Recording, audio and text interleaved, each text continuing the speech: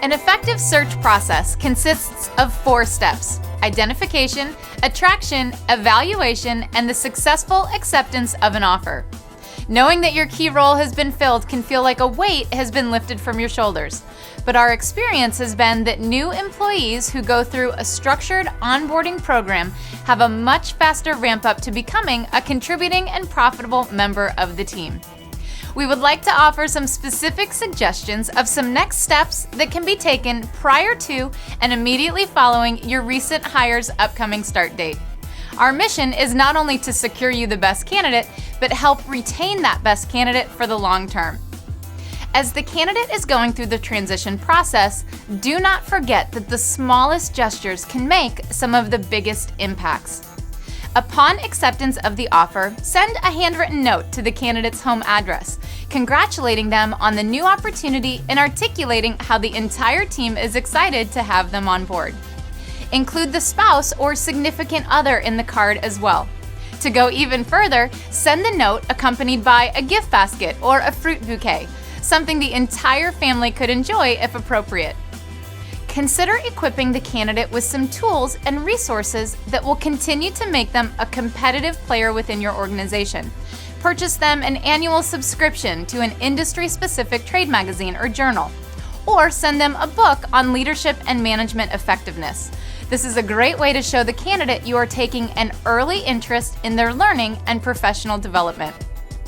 Throughout the transition and prior to the candidate's start date, reach out to them. Don't limit these phone calls to only the direct manager. The entire team can be involved with staying in touch, inviting to lunch, or discussing plans for the first few weeks of new projects. The purpose is to keep the candidate tied in and feeling excited about the new partnership, and starting to build relationships with multiple people throughout the department or team. Consider sending the candidate some material to review prior to their start. This could be information about their first project, training materials on the history and structure of the company, or a new hire packet that begins to familiarize them with the organization. This is a great way to have them feel more familiar with the expectations and norms, and a little less intimidated with their first day. Prior to their start date, send a welcome email with the smallest details handled. Things like where to park, what time to arrive, how to gain access to the building, who to ask for when they arrive, what to bring with them, what to wear. The smallest details can remove some of the natural fear and insecurity of the unknown when starting with a new company. When they arrive on day 1, make sure that not only is their desk stocked with all of the necessary supplies, but consider setting out a company logoed coffee mug or ball cap or shirt or folio or anything else that can help them show their new company pride. Set up a lunch in the first week and each week following for the first month with others within the organization or department. No matter how strong a connection a new hire has made during the interviewing process, it's critical to create cultural connections with employees outside of the direct reporting structure. Keep the new hire's family in mind. A new job means adjustment for the entire family. Include spouses and children when possible to ease the transition and help them feel comfortable within the organization and community. Think through what went well and what went less well when you've onboarded new associates in the past, and make changes to avoid repeating the same circumstances. All of these are small details that can help make the candidate feel welcome and comfortable. Let's move on to steps to take that will help make them a contributing member of the team quickly.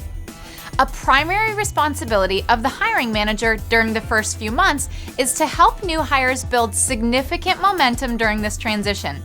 If the goal is to decrease the amount of time it takes for an employee to become a net contributor of value, what steps can be taken to achieve this goal? Throughout the entirety of the interviewing process, conversations revolved around the prospective hire's existing skills and experiences.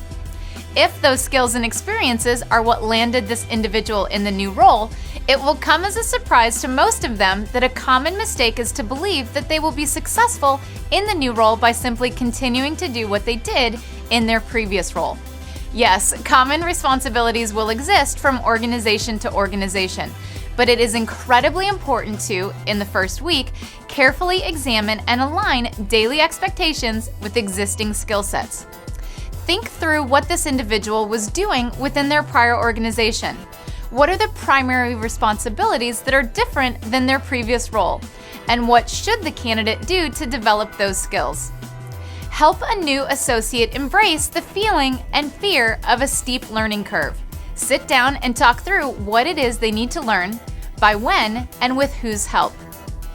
Make a checklist of the critical accomplishments you want the candidate to have made within their first 90 days, and review that list with the candidate on both a proactive and ongoing basis.